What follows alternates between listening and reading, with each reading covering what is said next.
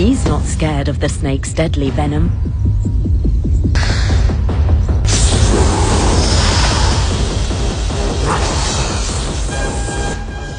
The mongoose is incredibly quick on his feet, able to dodge the strikes and hit them. Eventually, the cobra gives in. He's got away lightly.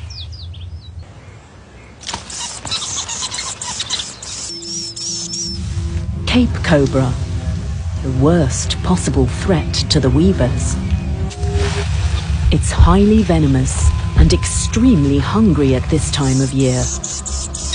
To make matters worse, the cobra is a brilliant tree climber.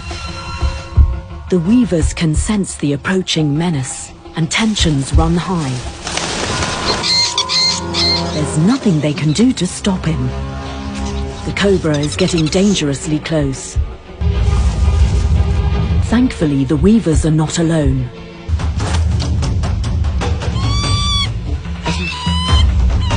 Finally, an all-out assault.